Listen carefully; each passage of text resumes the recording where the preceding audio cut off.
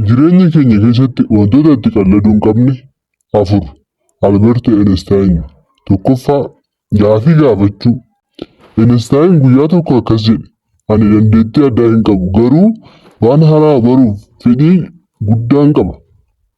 Kanaaf gaafii gaafachuun waan ijoo fi bu'uura naannoo keenyatti argaman barachuu fi hubachuudhaaf nu gargaara. Lammaffaa dogongora uumuu. Einstein akka jedhetti dogongoruun adeemsa baruu keessaa tokkodha. Namni dogongora tokko hin uumne nama homaa hin yaalle duwwaadha. Kanaaf dogongora uumuu hin sodaatin.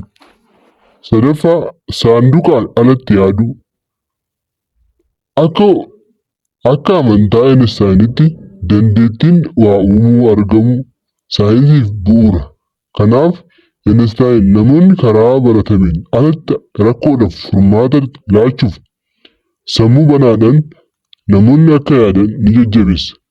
Kanaaf saanduqaan yookaan kallattii duraan baratame qofaan akka hin yaadne, kallattii hawaan eeganiin qofa akka hin yaadne, kana ala baanee akka yaadaniif gorsa Albert Einsteinidha. Inni afuraffaan raawwachuu. Akka amantaa Albert Einsteinitti yaaduun qofti gahaa miti. Kanaaf raawwiin baay'ee barbaachisaadha. Guddina barbaachisu galmeessisuuf. Guyyaa tokko akkas jedhe Albert. Kaleessa irraa baradhu. Har'a jiraadhu. Boruuf abdii qabaadhu. Dhimmi ijoo yeroo hundaa gaafii gaafachuudha. Kanaaf yeroo hundaa gaafadhaa. Waan haaraa bartu.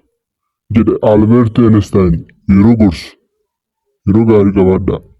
YouTube kana immoo subscribe gochuudhaan na faana ta'aa.